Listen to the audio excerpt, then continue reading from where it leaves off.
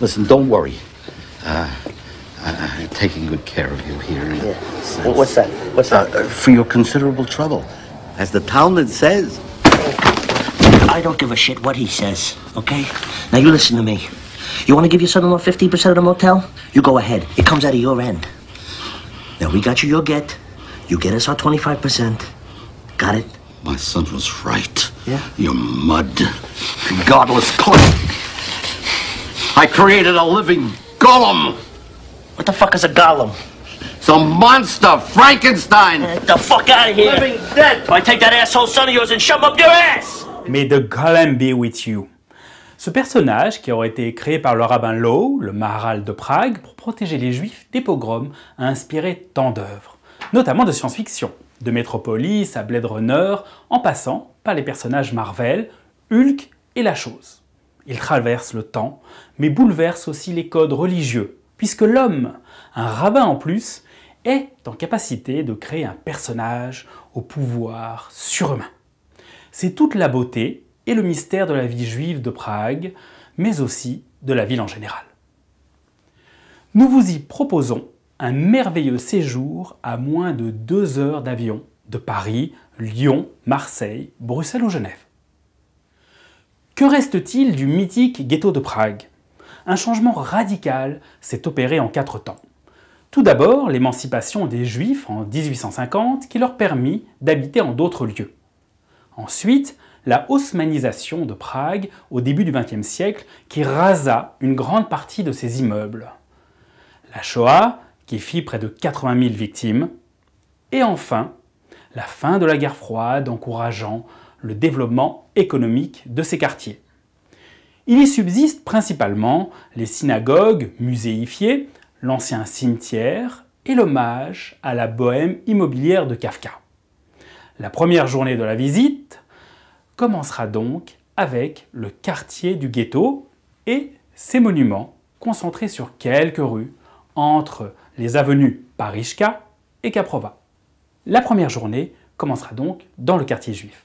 Vous pouvez acheter des tickets à la synagogue Pinkas ou Clausen ou au musée juif pour visiter tous les lieux en une semaine. Érigée en 1535 en bordure du vieux cimetière, la synagogue Pinkas servait la famille Horowitz. Initialement de style gothique, son agrandissement le siècle suivant ajouta une touche de style Renaissance. Depuis 1960, la synagogue est également un mémorial aux 80 000 juifs victimes de la Shoah. On peut voir parmi les expositions permanentes les bouleversants dessins des enfants enfermés dans le camp de Térésine pendant la guerre. Il y avait 35 000 juifs pragois au début des années 1930. Un nombre qui augmenta à 56 000 avec l'arrivée de nombreux réfugiés fuyant le nazisme. Suite à l'invasion de la Tchécoslovaquie par l'armée allemande, les mesures anti-juives furent rapidement appliquées. Puis, entre 1941 et 1945, plus de 46 000 juifs pragois furent transférés vers le camp de transit de Térésine, puis vers Auschwitz. Très peu survécurent. Mais l'histoire juive de Prague compta aussi des jours heureux et anciens dans cette ville, comme on peut le voir dans la synagogue Meisel. Un peu à l'image de la famille Horowitz, avec la synagogue Pinkas, la synagogue Meisel fut édifiée en 1592 par Mordechai Meisel, qui acheta un bout de terrain pour disposer de sa synagogue privée.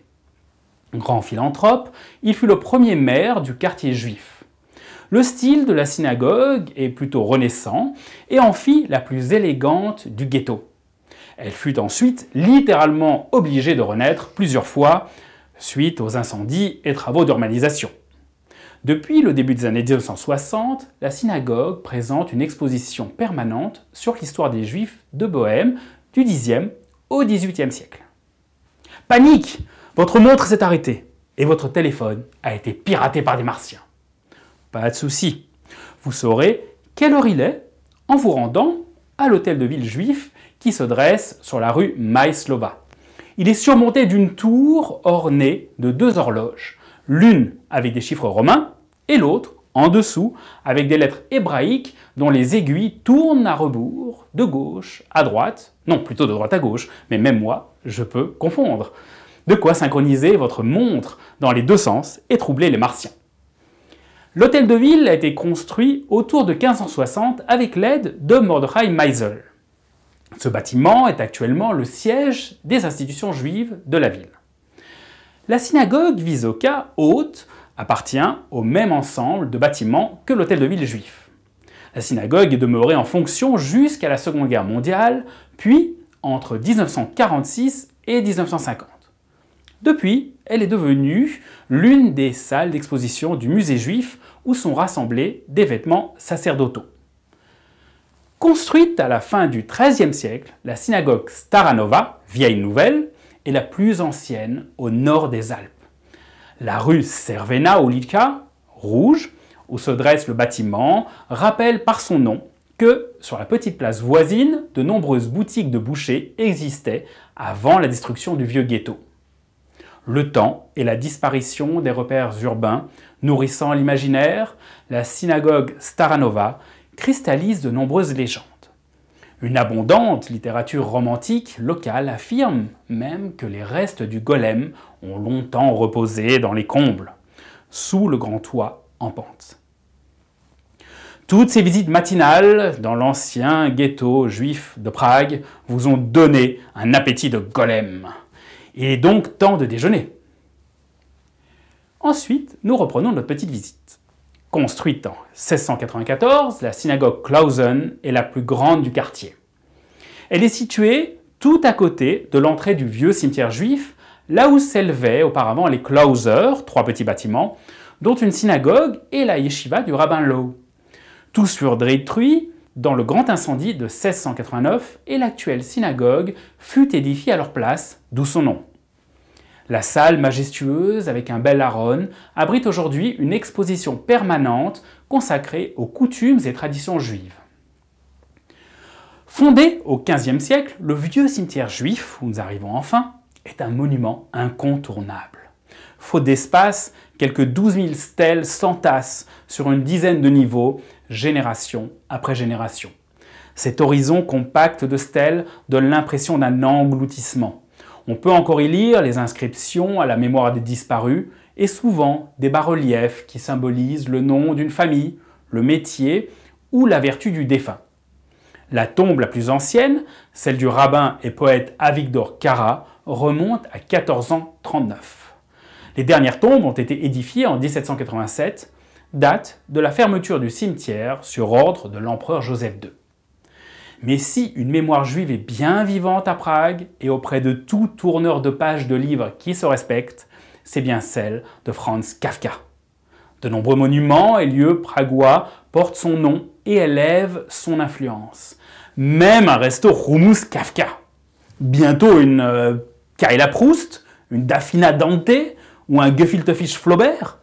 Afin d'éviter ces mélanges indigestes, prenez plutôt le pont Manesouv-Most et traversez le parc Chinelna et vous tomberez sur le musée Kafka. Ouvert en 2005, on y présente d'anciennes éditions de ses livres, des lettres, manuscrits, dessins et photos. La technologie est également de la partie avec des installations en 3D et des diffusions sonores. Fondé en 1906 par Salomon Hugo Lieben et Auguste Stein, le musée juif de Prague gère les synagogues et le vieux cimetière juif. Les collections et le patrimoine ne furent restitués à la communauté juive qu'en 1994. Le musée possède d'immenses collections retraçant la vie juive à Prague ainsi que dans toute la région. De manuscrits datant de 1454 aux objets du quotidien. Une partie des objets est exposée dans la synagogue Meisel pour illustrer l'histoire des Juifs de Bohême-Moravie jusqu'au premier temps de l'émancipation, comme nous l'avons indiqué auparavant. La vie des Juifs de l'époque moderne est plutôt présentée dans les salles de la synagogue espagnole. Cette synagogue, restaurée en 1998, est la plus récente du quartier. Paradoxe, elle fut édifiée en 1868 sur les lieux où s'élevait la Alt Schule, la plus ancienne synagogue de Prague, laquelle servait à la communauté juive byzantine, installée dans la ville depuis le XIIe siècle.